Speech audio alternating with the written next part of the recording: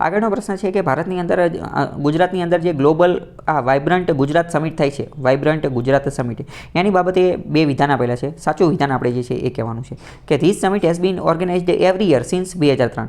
2003થી દર વર્ષે આનું જે છે આયોજન થાય છે. તો એ વિધાન ખોટું છે. દર વર્ષે થતું નથી, દર 2 વર્ષે એકવાર થાય છે. દર વર્ષે નથી થતું, દર 2 વર્ષે એકવાર થાય છે. તો પહેલું વિધાન ખોટું પડી જશે. અને આ ઇન્ડેક્સ્ડ બી દ્વારા આનું આયોજન કરવામાં આવે છે. તો એ વિધાન પણ ખોટું છે. ગુજરાત સરકાર દ્વારા જ આનું આયોજન કરવામાં આવે છે. ઇન્ટેક્સને એને કોઈ લેવા દેવા છે નહીં. તો બે વિધાન જે છે એ ખોટા પડશે. આપણે અહીંયા થોડી વાત કરીએ કે ભાઈ અહીંયા એક બે હું તમને વાત કહી દઉં. આ ઇન્ડેક્સ્ડ બી શું છે? તો આનું ફૂલ ફોર્મ પહેલાં તો તમને ખબર હોવી જોઈએ. Investment promotion organisation government of Gujarat, બરાબર. ઇન્વેસ્ટમેન્ટ પ્રમોશન ઓર્ગેનાઇઝેશન જે છે એનું નામ જે છે એ તમને ખબર હોવી જોઈએ. તો અહીંયા જે છે આ ઇન્ટેક્સ્ડ બી શું છે? તો કે ઇન્ડસ્ટ્રીયલ એક્સટેન્શન બ્યુરો. એનું ફૂલ ફોર્મ શું છે? ઇન્ટેક્સ્ડ બી. તો કે ઇન્ડસ્ટ્રીયલ એક્સટેન્શન બ્યુરો. આનું નામ જે છે એ પણ તમે યાદ રાખી શકો છો.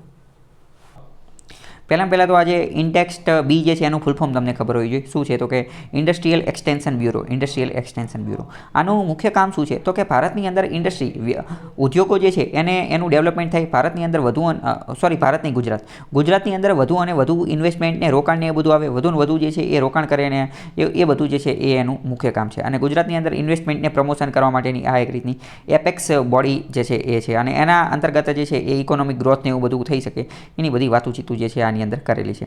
ઇન્વેસ્ટર બ્યુરોનું એ બધાનું જે છે આયોજન ને એ બધું કરતા હોય છે. એ તમને ખબર હોવી જોઈએ. એના મુખ્ય કામ શું છે? એનું મુખ્ય કામ છે ગુજરાતની અંદર વધુ ને વધુ ઇન્વેસ્ટમેન્ટ લાવવાનું. હમણાં થોડા સમય પહેલાં તમને ખ્યાલ હશે કે સેમી કન્ડક્ટર પોલિસીને એ બધું લોન્ચ કરેલું હતું.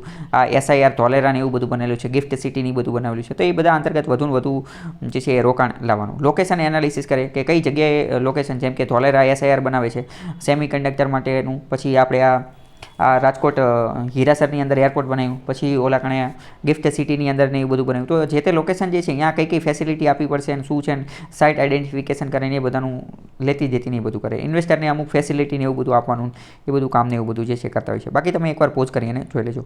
વાઇબ્રન્ટ ગુજરાતની અંદર આપણે વાત કરીએ તો વાઇબ્રન્ટ ગુજરાત જે છે એ શું છે? દર 2 વર્ષે આ બાયએન્યુઅલ સમિટ છે. બાયએન્યુઅલ. આ બાયએન્યુઅલ શું છે ને અહીંયા તમે થોડુંક ઇંગ્લિશ પણ શીખી લો.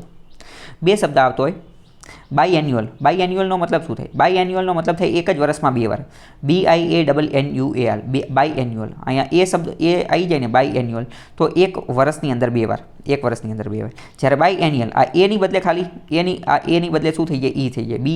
BIENNAL. એનો મતલબ શું થાય? બાયએન્યુઅલ. એનો મતલબ થાય કે 2 વર્ષની અંદર એકવાર. 2 વર્ષની અંદર એકવાર.